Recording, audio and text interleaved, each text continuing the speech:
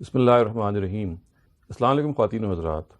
آج ہم سورہ مطففین جو 83 نمبر سورہ ہے قرآن مجید کی، اس کی جو ابتدائی آیات میں استاذ امین حسن اصلاحی نے ان کو ایکسپلین کیا ہے، اس کو مختصر طور پہ بیان کریں گے۔ عام طور سے ان ابتدائی آیات میں یہ بیان کیا جاتا ہے، یعنی اس کو یہ سمجھا جاتا ہے کہ ابتدائی آیات جن کا ترجمہ یہ ہے کہ ان کا پہلے عربی متن یہ ہے کہ ویل للمطففین، یعنی تباہی ہو ان کا ناپ تول میں کمی کرنے والوں کے لیے، اذا اکتالوا علی الناس یستوفون، کہ جب وہ دوسروں سے نپواتے ہیں تو پورا نپواتے ہیں، وَإِذَا كَالُوهُمْ أَوْ وَزَنُوهُمْ يُخْسِرُونَ، اور جب وہ اوروں کے لیے توڑتے ہیں یا اوروں کے لیے وزن کرتے ہیں تو اس میں کمی کرتے ہیں۔ تو لوگوں نے یہ سمجھ لیا کہ گویا کہ ناپ تول میں کمی یہاں پہ مجرد زیر بحث ہے، اور یہ بھی پھر گمان کر لیا گیا کہ یہ مدنی سورہ ہے، انہوں نے یہ گمان کیا۔ اور مدینے میں جب لوگ آئے تو انصار کے بارے میں کہا جاتا ہے کہ وہ اس ناپ تول کی کمی کے معاملے میں مبتلا تھے، اور اس پر ان کو تنبیہ کی گئی ہے۔ خواتین حضرات، پہلی بات تو یہ ہے کہ یہ سورہ مکی ہے، استاذ امین حسن اصلاحی نے اس کو پوائنٹ آؤٹ کیا، لہٰذا مدنی جو واقعات پیش آئے، انصار کے معاملات پیش آئے، وہ سرے سے زیر بحث ہو ہی نہیں سکتے۔ اور خود وہ روایت جو بتا رہی ہے کہ انصار میں بیماری تھی، یہ خود ایک محل نظر روایت ہے اور سند کے لحاظ سے کوئی مضبوط روایت نہیں ہے۔ اس کو بالکل برعکس استاذ امین حسن اصلاحی یہ کہتے ہیں کہ یہ اگر ان آیات پہ اگر آپ غور کریں تو یہاں پہ مجرد یعنی صرف ناپ تول پہ میں کمی زیر بحث نہیں ہے، بلکہ بات ذرا اس سے زیادہ گہری ہے، بات اس سے زیادہ مفصل ہے۔ اور اگر اتنی ہی بات کہنی ہوتی کہ ناپ تول جو کمی کرتے ہیں ان کا ناس ہو یا ان پر تباہی آئے، تو پھر پہلا الفاظ ہی کافی تھے، پہلی آیت ہی کافی تھے، جس کا مطلب یہ ہے کہ ویل للمطففین، تباہی ہے ناپ تول میں کمی کرنے والوں کے لیے۔ لیکن آیت نے تو اصل میں اس سے آگے بڑھ کے یہ کہا کہ جب وہ اوروں سے نپواتے ہیں اپنے لیے تو پورا نپواتے ہیں، جب خود اوروں کے لیے تولتے ہیں تو کم تولتے ہیں۔ تو اس سے یہ اندازہ ہوا کہ اصل میں ایک کردار کی پوری نمائندگی ہے، ایک کردار کا پورٹریل ہے، اس کو بیان کیا گیا ہے۔ وہ کردار کا پورٹریل یہ ہے کہ دینے اور لینے کے باٹ اس شخص کے اور ہوتے ہیں، اور وہ ظاہر ہے صرف ناپ تول کے معاملے میں نہیں بلکہ ہر چیز میں۔ گویا کہ استاذ یہ کہہ رہے ہیں کہ یہاں پہ صرف ناپ تول کی کمی زیر بحث نہیں ہے، بلکہ یہ پورا ایک کردار ہے جو زیر بحث ہے، کہ جو اوروں کے معاملے میں جب معاملہ کرتا ہے تو اس میں زیادتی کرتا ہے، لیکن جب دوسرے اس کے لیے معاملہ کرتے ہیں، وہ کسی بھی قسم کا معاملہ ہو سکتا ہے، تو وہ چاہتا ہے کہ اس کو پورے کا پورا صحیح طریقے سے دیا جائے۔ خواتین حضرات، استاذ نے اس سے مزید یہ استدلال کیا ہے کہ دیکھیے، اس سے یہ معلوم ہوتا ہے کہ انسان کی جو فطرت ہے اس کے اندر عدل کا شعور موجود ہے، یعنی وہ کبھی یہ نہیں چاہے گا کہ اس کے گھر ڈاکہ پڑے، وہ کبھی یہ نہیں چاہے گا کہ اس سے زیادتی ہو۔ ہاں، اگر وہ ڈاکہ کسی اور پر مار لے یا وہ کسی سے زیادتی کر لے تو شاید ہی وہ روا رکھے، اگرچہ اس کا نفس اس کے بھی خلاف ہوگا، لیکن اپنے ساتھ وہ زیادتی نہیں چاہے گا۔ جو یہ صاف طور پہ بتا رہا ہے کہ ہماری جو فطرت ہے اس کے اندر اس کا شعور موجود ہے کہ عدل کیا چیز ہے۔ ہم اوروں سے عدل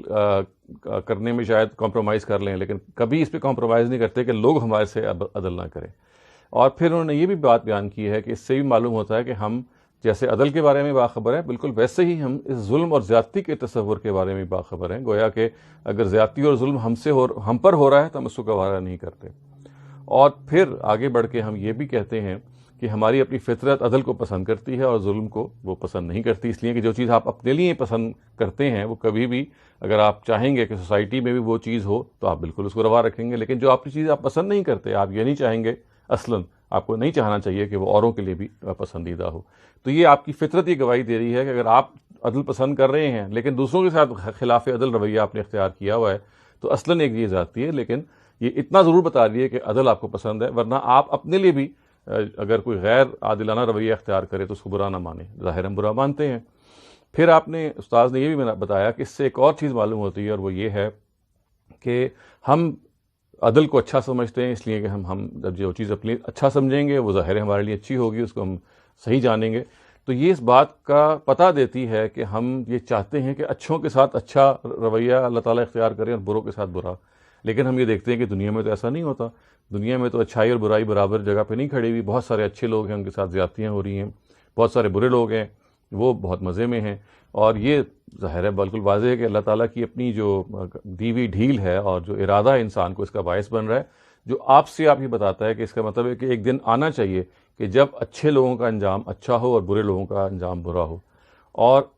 نتیجہ یہ نکلتا ہے کہ ہم قیامت کے دن کی ایک طلب اپنے اندر رکھتے ہیں کہ جہاں پہ جزا اور سزا بالکل ٹھیک ہمیں حاصل ہو جائے۔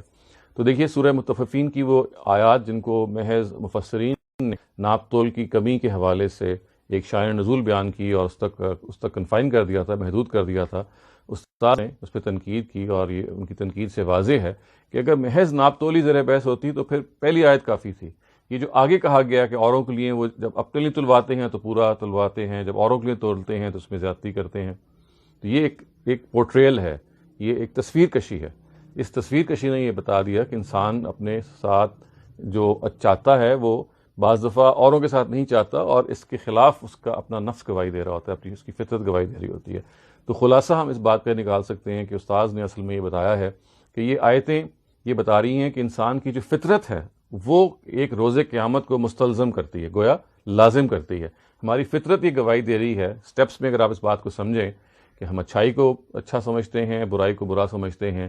اور اس کی دلیل کیا ہے کہ جب ہمارے ساتھ اچھائی کوئی نہیں کرتا تو ہم اس کو برا سمجھتے ہیں، اگرچہ کہ ہم دوسروں کے ساتھ برائی کو کسی وقت اچھا بھی سمجھ لیں۔ تو اس کا مطلب یہ ہے کہ اصلاً اچھائی ہمیں ایک مطلوب چیز ہے، اور جب دنیا میں اچھوں کے ساتھ اچھا نہیں ہو رہا عام طور سے، تو پھر یہ آپ سے آپ واضح ہے کہ کوئی دن آنا چاہیے جب اچھوں کے ساتھ اچھا ہو، اور وہ روز قیامت ہی ہو سکتا ہے۔ تو اس طرح سے آپ نے انسانی فطرت کو استدلال بنا کے، اور اس طریقے سے استدلال بنا کے کہ آپ کی فطرت بعض چیزوں پہ گواہ ہے، آپ نے یہ سمجھایا ہمیں کہ سورہ مطففین کی آیات دراصل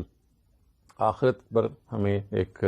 بہت اہم دلیل فراہم کرتی ہیں ہماری فطرت کی گواہی کے طور پہ، اور یہاں مجرد یا صرف ناپ تول میں کمی زیر بحث نہیں ہے، ظاہر وہ تو ہے ہی، مطلب وہ تو ظاہر ہے ہی کہ آپ کو ایسا نہیں کرنا چاہیے، خود اپنے لیے نپوائیں تو آپ پورا نپوائیں، اوروں کے لیے نپوائیں یا تولیں تو کم، لیکن یہ معاملہ اس سے کہیں بڑھ کے ہے، یہ ہر اچھائی اور برائی پر محیط ہو جاتا ہے، جیسا کہ ان آیت کی جو تصویر کشی ہوئی ہے وہ ہمیں بیان کرتی ہے۔ سورہ مطففین استاد امین حسن اصلاحی کی تدبر قرآن کی آخری جلد میں موجود ہے، آپ اس کو میں التماس کروں گا کہ آپ ضرور، آپ کو موقع ہو تو اس کو اٹھا کے دیکھیے اس اوریجنل فارم میں، تاکہ اس کے ذریعے سے ہمیں ہم جان سکیں کہ کیسے ہماری فطرت جو ہے وہ قیامت کے دن پر گواہی دیتی ہے، اور کیسے ہم اس بات کو دنیا میں بنوا سکتے ہیں۔ اس لیے انسان کی فطرت تو کامن ہے، انسان کی فطرت وہ جہاں بھی ہوگا وہ ایک ایسی جگہ پہ ہوا ہے کہ جہاں پہ فطرت انحراف نہیں کرتی عام اصولوں سے، سوائے اس کے کہ وہ مسخ ہو گئی ہو، لیکن عام طور سے ایسا نہیں ہوتا۔ تو گویا آپ تمام جو ریلیجس فالوورز ہیں کسی بھی ڈینامینیشن کے، ان سے قیامت کے حوالے سے استدلال کر سکتے ہیں انسان کی فطرت کی بنیاد پہ۔ آپ کو کوئی قرآن سے بات کرنے کی بھی ضرورت نہیں ہے، محض فطرت کی بنیاد پہ آپ سمجھا سکتے ہیں کہ روز قیامت ایک کس قدر اہم چیز ہے، اور کس طریقے سے ہماری اپنی بناوٹ، ہماری اپنی فطرت جو ہے اس کی طرف اشارہ کرتی ہے۔ اقول قولی ھذا واستغفر اللہ لی ولکم ولسائر المسلمین والمسلمات۔